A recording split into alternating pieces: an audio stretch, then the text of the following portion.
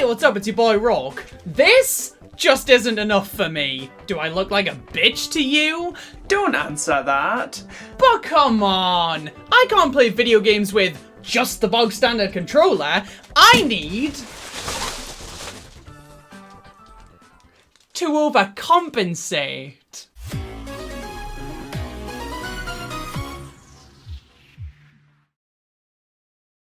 No, don't turn the GameCube controller into a keyboard, no. Video game accessories are a natural part of any console's lifespan. The sooner we accept that, the sooner we can be happy. Accessories pave the way for unique and innovative experiences that the average everyday game controller can't facilitate. They aren't a bad thing in most cases, but rather help supplement the standard gaming experience in fascinating ways. So what happens when you take one of Nintendo's most experimental and creative systems and add unnecessary plastic to it?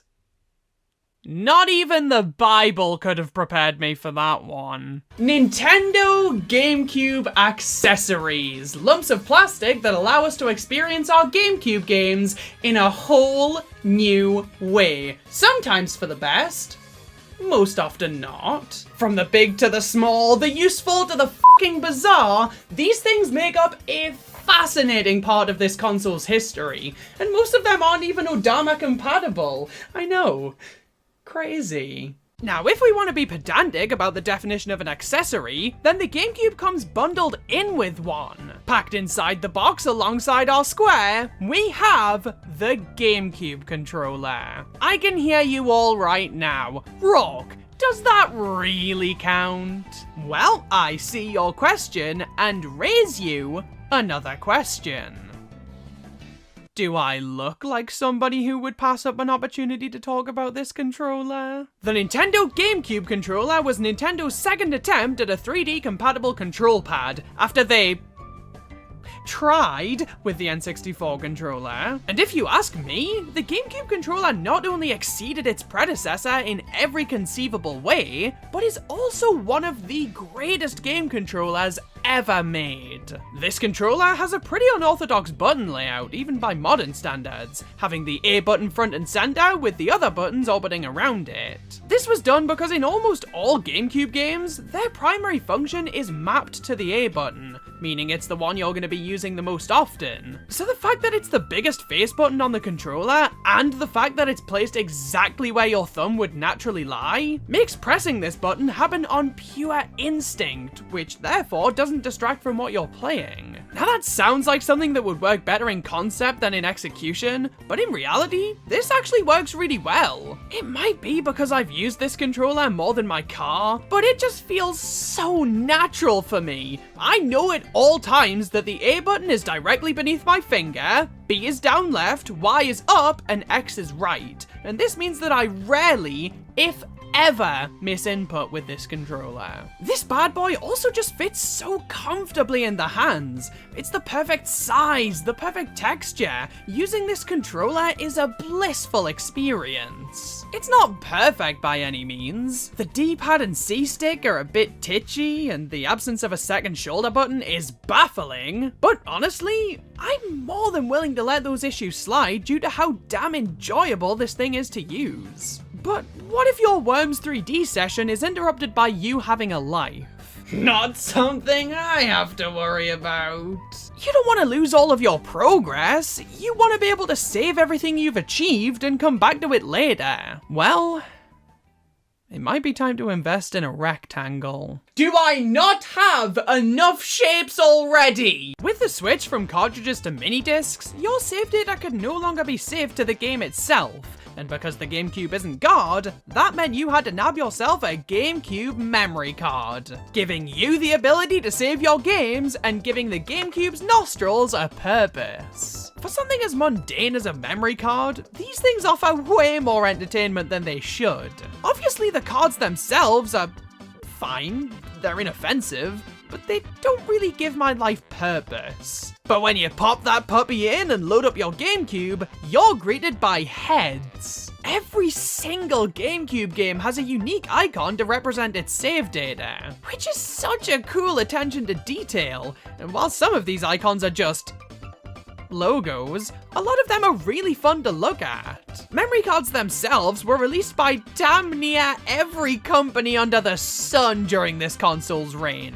And while it definitely sounds appealing to own the official Nintendo-made memory cards, it doesn't matter. The only reason you'd want one of these nowadays is bragging rights. Because as soon as they're inside of your GameCube, they're just a rectangle. Outside of storage capacities, which vary from card to card, there's nothing really special about owning a Nintendo-branded one. Unless the GameCube's logo really means a lot to you. Yeah, that's called being normal. I personally have this 128MB card, and it's worked a treat. I have save files for damn near all of these games on this thing. Every time I put a brand new game in, I always end up thinking, this is the one, better prepare to fill that second hole. But that never ends up being the case. And this memory card was made by... China. That's not how you spell GameCube! And hey, this thing is small enough to be a choking hazard, so if you want to take your save data over to a friend's house, it's more than easy to do so. But at that point, why not just take the whole damn cube with you? And while the GameCube does have a handle on the back for ease of kidnapping, that doesn't account for all the other shit this system needs to function. God, at what point do you accept that it's terminal? That's where the Nintendo GameCube carry case comes in, Nintendo's solution to taking the GameCube outside with you. Not to be confused with their solution to taking the GameCube outside with you. This thing has so much room for activities. Not only does the GameCube, its power cables, its AV cables, a controller, and a memory card fit in here, but there's also room for a few games like Mario Party, and Mario Party. This funeral's gonna be f***ing awesome. Now, when I ordered this case from CEX, what I expected to get was this carry case, which has a strap that looks like it would make it pretty comfortable to wear, sort of like a gym bag, which means yes. This is the most fashionable way to tell people not to f*** with you. You carry a weapon on you at all times? Big deal, bitch! I carry a cube and a copy of Super Monkey Ball 2. But what I actually ended up receiving was... yes, my suitcase. Don't get me wrong, this gets the job done, but things are definitely a lot more cramped. And instead of a bag strap, we have a handle. Oh, where have I seen that before? Downgrades aside though, if you're somebody who's going to be taking their GameCube out and about with them fairly frequently, I'd say this accessory is worth it. For no other reason than it eliminating the rare condition known only as Pikmin 2 leg. But while these accessories are cool, they're all either required to get mileage out of the system or to get mileage out of the system. The rest of the accessories I've been able to get my hands on are where things get interesting, as they were designed to be used within the actual GameCube games themselves. So, let's kick this off the same way any good GameCube playing session deserves to be kicked off. Please, just let me talk about them one more time. Then I'll seek therapy. Now, I've already talked about the Donkey Kong Bongos and the games they're compatible with at length, but I'd just like to reiterate how hilariously ingenious I find these things to be. They have absolutely no reason to exist. And yet the games they're made for are some of the most unique I've ever played, due in large part to how they use and interact with this controller. They aren't masterpieces by any means, but they're all enhanced by smacking a pair of monkey drums to perform certain actions. And if you're ever in a silly mood or blindingly intoxicated, you could always use them with games that God never intended you to, like Star Fox Adventures. This is like playing Pikmin with a steering wheel. You should know not to put ideas into my head by now. The GameCube received multiple steering wheel controllers, this one specifically being the Thrustmaster Edition, which makes it sound less like a GameCube accessory and more like a porn star. This is obviously designed for racing games, and with the GameCube being home to an utter piss load of racing games, that means this controller is pretty versatile. Now, I've never really been all that jazzed about using a steering wheel controller for games outside of... Guess who? But I'll be damned. I was pretty damn excited to get my hands on this thing, so let's give it a try with Mario Kart Double Dash.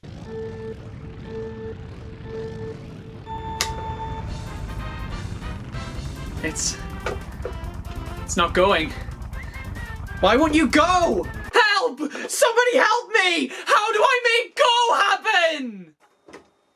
Oh.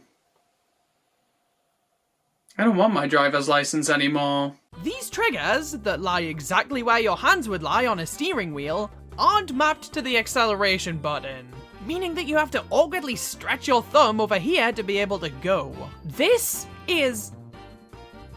well, it's not good. This just feels so unnatural. Come on, Thrustmaster. You had the perfect opportunity to make a fantastic controller for racing games, and you put a horse in a circle and my joints in a coffin. This thing can be really bitchy too. It's not super heavy and the steering wheel goes lower than its base, meaning that you have to have it hanging on the edge of a table or something to use it comfortably. But then it feels like you're one sharp turn away from this thing giving up and coming loose. If Mario Kart works as poorly as it does with this thing, I shudder to think how unbearable F-Zero GX would be. I'm just so baffled how a controller with such a simple premise can butcher the execution so badly. All you had to do was have the right trigger mapped to the A button and the left trigger mapped to the GameCube's left trigger like it already is. Sure, it would make using items a bit more of a hassle, but I'd rather that was hard compared to fucking accelerating. I had high hopes for this controller, but it ultimately left me feeling pretty underwhelmed. Other GameCube steering wheels might work better, but the Thrustmaster has no such luck.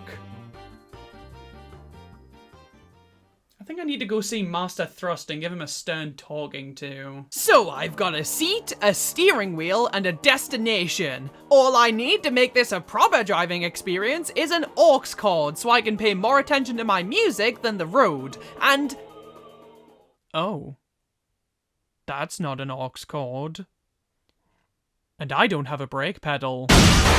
This here is the GameCube to Game Boy Advance link cable, everybody's favorite crossover episode. Not only being a GameCube accessory, but also a Game Boy Advance accessory. That's pretty impressive for a wire that would go on to inspire cat-ear headphones. If only you were 600 times bigger. This cable allows us to connect our Game Boy Advance to our GameCube, which surprisingly offers a lot of utility. There are so many GameCube games that allow you to connect these two systems, some requiring a specific game to be inserted into the GBA for cross-connectivity and unlockables, others allowing you to download games or mini-games to your GBA temporarily to play separately from the game on the big screen, and some even allowing you to use the GBA as a controller. Even just looking at Nintendo's own first-party lineup, you can get a good amount of mileage with this thing. You can unlock extras in Metroid Prime, such as the Fusion Suit and an emulated version of the original Metroid. You can download a demo for WarioWare Mega Micro games. You can transfer Pokemon between each system. You can unlock characters in Mario Golf Advance Tour. But by far, the most well-known application of this connectivity is The Legend of Zelda: Four Swords Adventures. This is the first ever entirely multiplayer Zelda game, and saw each player using their own Game Boy Advance to control one of 4 links as they adventure through Hyrule. When the 4 players are together, the action remains on the TV screen, but when a player enters a different area, like a house or a cave or something, then the action switches to their Game Boy Advance screen, which is a really cool concept. A similar gameplay loop was used for Final Fantasy Crystal Chronicles, and while there are very few games that use the GBA link cable in this way, I'd say this more than justifies the accessory's existence. It's a uniquely Nintendo-flavored method of multiplayer through and through, and with the right group of friends, it seems like it would be a blast. Why can't I say that for certain? Because look at me and all of my friends. Metroid Fusion counts, right? But what if you're playing Four Swords Adventures with friends and the Game Boy Advance screen is too much of a Game Boy Advance screen to be comfortable to play? Well, does the GameCube have a lovely little tumor for you? It's not cancerous, but it does facilitate Big Screen King of Swing. I smell a revolution. We will not stand for this! The Game Boy Player attachment. I'm just gonna come out and say it right away. This is the best GameCube accessory ever made. I can play Burai Fighter Deluxe on the big screen because of it. How can it not be? This attachment is pretty simple. You just attach it to the bottom of the GameCube using a 50-pence piece, and any will do, really. I'm choosing to use the one with the rabbit. You put in the startup disc, you desperately try and figure out which way around the cartridge is supposed to go in, and boom! You can now play your Game Boy games on the TV. How can we have this and still not have world peace? Being something of an evolution of the Super Game Boy accessory for the Super Nintendo, this thing lets you play Game Boy, Game Boy Color, and Game Boy Advance games on the TV. Not only allowing you to play them with an actual controller, but also freeing them from the shackles of their respective system screens. This is so cool, man. There's all these borders you get to play with that are all ugly. You get to play these games with a controller sculpted by the gods. And when you're done playing, you get to weaponize your copy of Grundy's Revenge. What isn't there to love? But what does all of this have to do with Four Swords Adventures? Well, the Game Boy Player essentially turns the GameCube into a Game Boy Advance. And this little port here allows you to use accessories for that system, such as the GameCube to GBA link cable. So, if you were to plug the link cable into this port while the GameCube was in GBA mode, then plug the other end into a different GameCube, you'd be able to use a second TV screen in place of a GBA screen. Is this practical?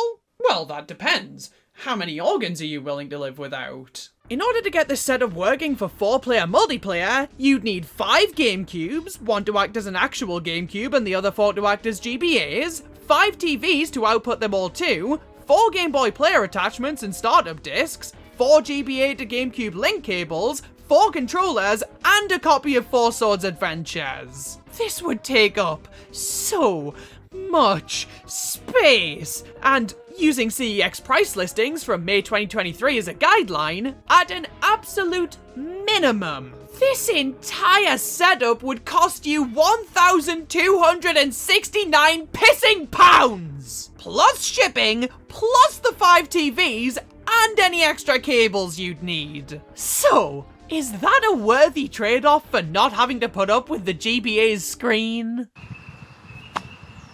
Yes. All of the accessories we've looked at so far have been fine. Functional. Fun, even. But none of them have been Odama enough for me.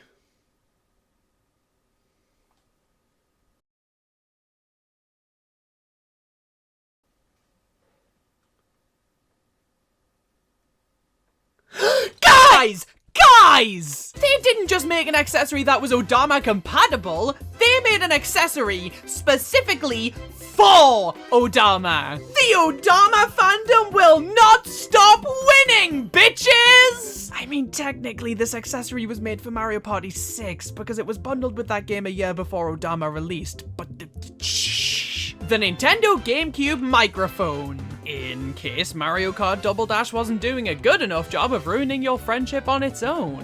Ha! You just got green shelled. Piss off! This accessory was made for a measly 3 Nintendo-made games for this system, being Mario Party 6, Mario Party 7, and the only one that matters. Wikipedia claims that the microphone is also compatible with Chibi Robo of all games, but I found bugger all in the way of evidence to back up that claim. You should know better than to promise a small robot and fail to deliver. It's also compatible with Karaoke Revolution for the GameCube, but I think one Revolution is enough for me for one day. Instead of plugging into one of the 4 controller ports, as you might expect it to do, this thing plugs into one of your memory card slots, bizarrely enough. Hope you didn't want to actually save your Odama progress. I assume this is because they still wanted this thing to be usable in 4-player Mario Party, which I guess makes sense. What exactly is the microphone used for? I wonder! In Mario Party 6 and 7, the microphone is used for an exclusive set of mini-games. 6's being primarily 1v3 mini-games, where the single player uses the mic to either send out or avoid obstacles, and 7's mostly being 4-player mini-games, where the players pass pass the mic between each other. Alright, that's fine. It definitely has potential to be fun, but more in a chaotic way, where you and your friends are screaming over each other to try and win the minigame. But it doesn't feel all that consequential. But Odama has to be a different story. I mean, for Christ's sake, there's a microphone mount for the GameCube controller that seems to be specifically for this game. I'm telling you, the Odama fandom is not about to stop winning, because you used the microphone to give verbal commands to your army. And nothing else. Well, we still got an exclusive accessory. We still win. This... It's fine, but this doesn't really feel like a very good substitute for standard controls. I get it. With this essentially being a pinball game, trying to keep the ball in order whilst also using the control stick or something to control your army could probably be a bit much. But it sure as hell isn't improved by the microphone. The use of the mic here is better than something like Mario Kart DS or Hey You Pikachu, but Odama deserves better, damn it!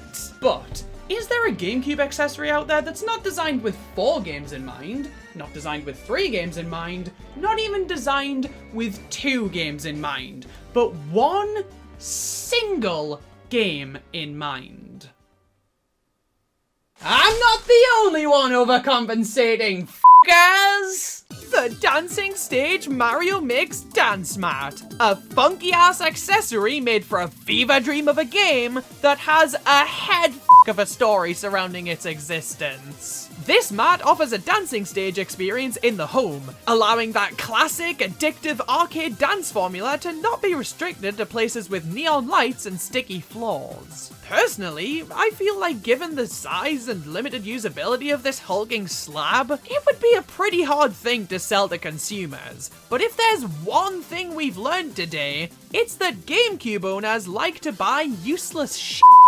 If there was one home console demographic that would be most likely to buy this accessory, it would without a doubt be the GameCube crowd. And Konami took advantage of this by releasing one single dancing stage game on the GameCube. You don't have to tell us to go f*** ourselves. We're doing a pretty good job of that already. Dancing Stage Mario Mix is a bizarre game. The crossover that nobody asked for. This game repurposes Mario Party models and jankily maps them to dance routines for the player to follow along with. This is hilarious. But unfortunately, when you're playing the game, you're gonna be more focused on which parts of your crinkly carpet you need to stand on rather than Bowser's gravity-defying breakdancing. And in terms of actual gameplay, it's Dancing Stage. Or, for those who prefer triangles to circles, Dance Dance Revolution. Oh my god! I've told you! One is enough! This game is a dancing stage game with Mario characters.